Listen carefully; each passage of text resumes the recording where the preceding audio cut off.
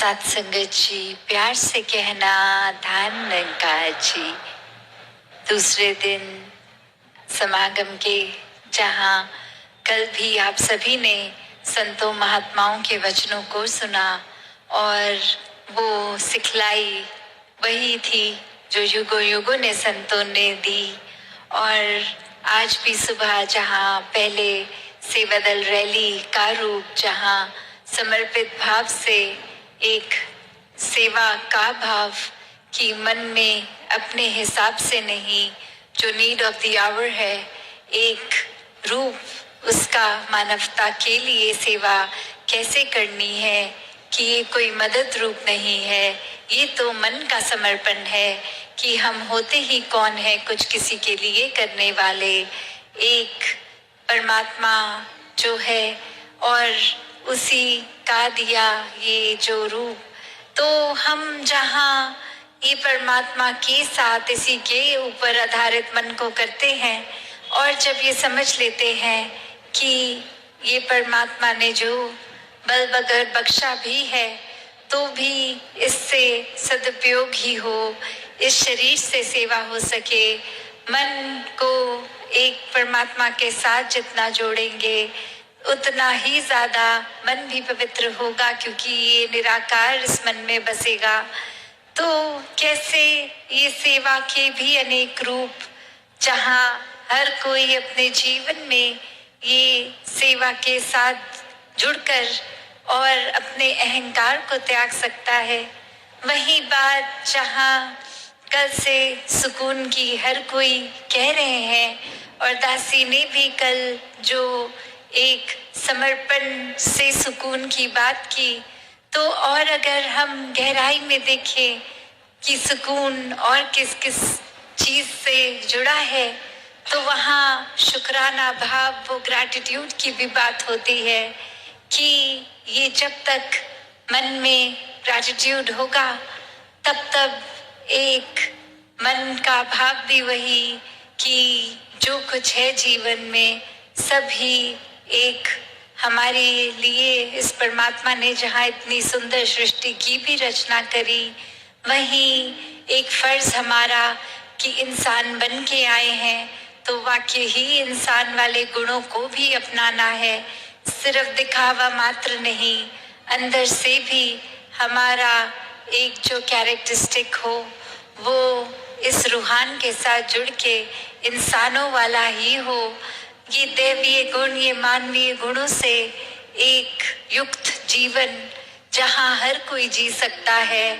वहीं जितना ज्यादा इस परमात्मा को जानने के बाद ये परमात्मा के जो चाहे ये निर्गुण निराकार है, फिर भी सारे ही गुण इसी में हैं, तो वैसा ही एक जीवन, ऐसे ही जीवन से हम भी युक्त हो सकते हैं। तो ऐसे गुणों को अपनाते जहाँ चले जाए, वहीं ये बार बार दासी आपके चरणों में बात वही रखती है कि हम जहाँ कोई भी परिस्थिति में एक या तो शिकायत शिकवे कर सकते हैं इस परमात्मा से, या फिर उसी परिस्थिति में एक शुक्राने भाव से, because gratitude turns everything that we have into enough। कि ये जब मन में ग्रैटिट्यूड की बात है तो जो कुछ है, जो भी है जीवन में, चाहे वो फर्क नहीं पड़ता कि वो एक महल है या झोपड़ी है, एक रूप इस परमात्मा का जहाँ एक कर्तव्य हमारा पारिवारिक पालन पोषण का तो है ही, तो कोई काम से एक मन चुराने वाली बात नहीं हो रही। यहाँ एक मेहनत तो हर एक ने करनी है, इस समाज में हर एक ने रहना है और समाज और घर में रहकर ही भक्ति करनी है। कोई अपने आप को एक घर परिवार और अपनी एक रिस्पॉन्सिबिलिटी से काट के एकांत में कहीं दूर जंगलों में जाकर नहीं भक्ति करनी, क्योंकि एक परमात्मा ने जहाँ प्लेस किया है जिस रूप में, वहीं पे करनी है। एक आंख बंद करके नहीं, आंख खोलकर हर समय की। तो बात वही कि अपनी क्षमता अनुसार जो भी जीवन में एक आर्थिक रूप, एक धन दौलत रूप, और वही जो भी है उसको फिर अपने से ज्यादा अगर किसी और का है वो देखकर अपने मन का सुख नहीं खोना। और जैसे दासी ने कुछ दिनों पहले भी ये आपके चरणों में बात रखी कि अगर हम साइंटिफिकली बात करें तो ब्रेन का वही हिस्सा है जो एक शुक्राना भाव, एक ग्रैटिट्यूड लाता है, और वही हिस्सा एंजाइटी भी लाता है। तो एक अपने उस हिस्से से दिमाग के क्या हमने करना है वो चुनाव हमारा है। वो अगर हम उदाहरण देखें भी तो अक्सर एक अगर किसी साइकोलॉजिस्ट या काउंसलर के पास जाते हैं और वो एंजाइटी के ही अगर किसी से एक सेशन हो रहा होता है तो एक बहुत ही सरल सा सल्यूशन वो देते हैं कि एक ग्रैटिट्यूड जार बना लीजिए। हर दिन आपको जिस जिस चीज को आपने अच्छा समझा, कोई गुण हो या शुक्राना भाव, वो एक डाल के पर्ची उस डब्बे में डाल दें। तो वही धीरे धीरे दिमाग को कैसे कंडीशन करते हैं कि या तो आप हर चीज से वो घबराहट, वो उथल पुथल, वो एंजाइटी ले सकते हैं या शुक्राना भाव। तो बात वही कि संतों ने भी हमेशा एक शुक्राने को ही महत्वता दी है कि जरूर हमें अगर इस निराकार दातार ने समाज में रखा है तो कुछ अगर समाज की चीजें हैं जो बदलने लायक हैं, उसको जहां बदलना भी कर्तव्य है, इसी में कुछ बेहतर है। तो बात वही कि जो इस बेरंगे के रंग में रंगा है, जो इस निराकार से जुड़ा है, वो हर समय के सुकून में जी रहा है। वो भक्ति हर समय का सुकून दे रही है, और फिर वो भक्त कभी भी अपनी एक ग्रास रूट के भाव को नहीं छोड़ता।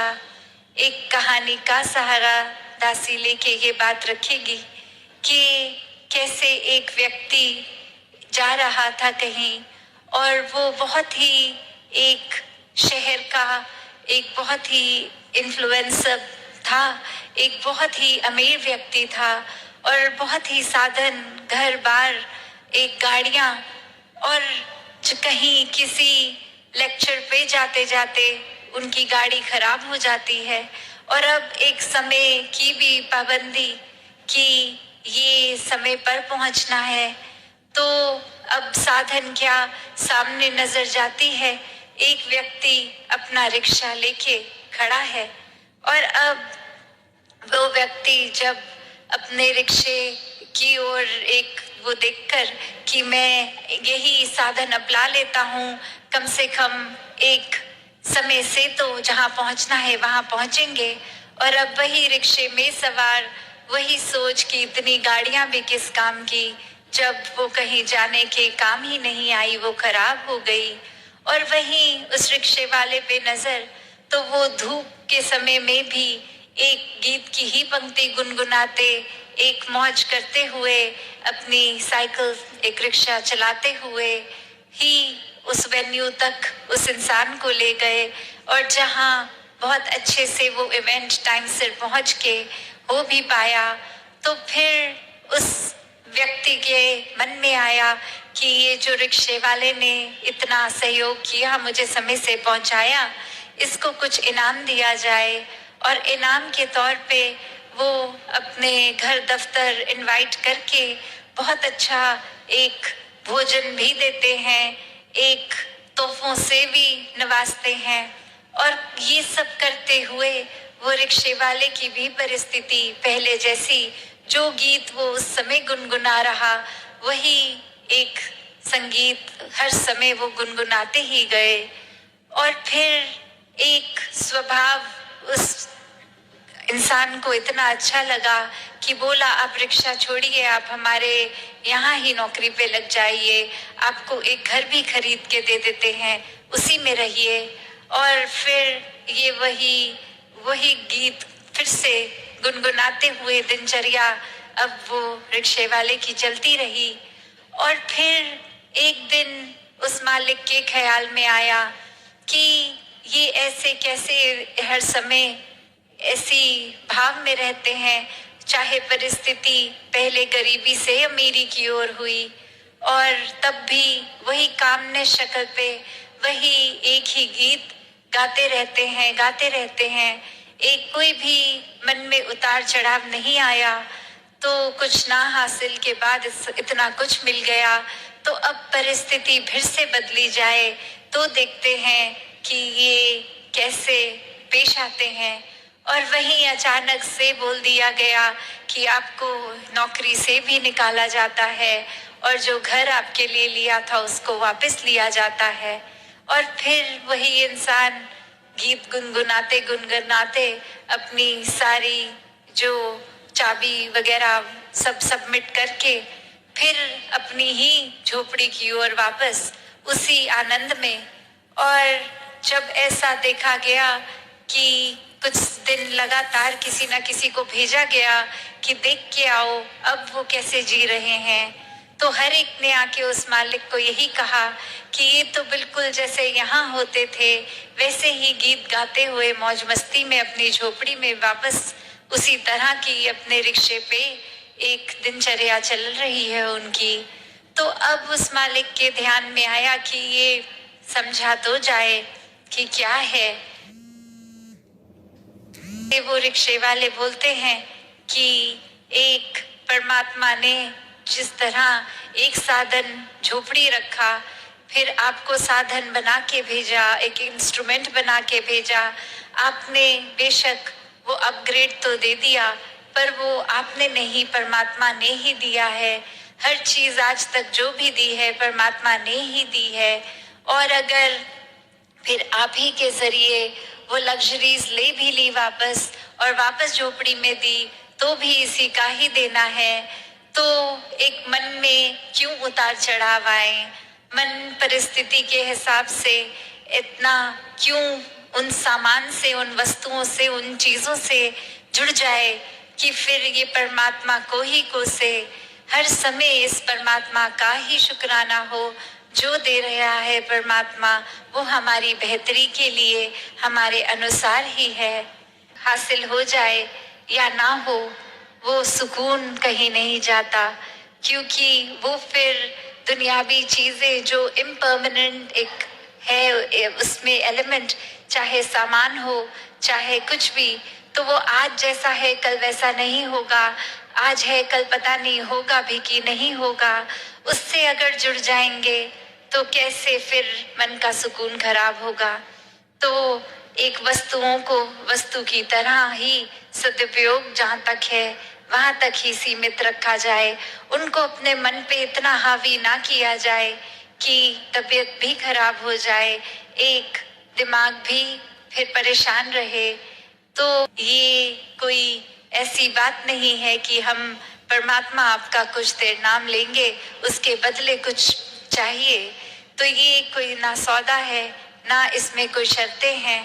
तो जितना ज्यादा समर्पित होके इस परमात्मा के साथ जुड़ के हर समय शुक्राने में रहेंगे, उतना ही ब्रह्म ज्ञान मन में टिकेगा, और ब्रह्म ज्ञान इस परमात्मा के मन में टिकने से उतना ही सुकून में जिएंगे। तो दासी और समय ना लेके इन्हीं शब्दों से आपसे आज्ञा लेगी। साथ संगत जी, धन निरंकार जी।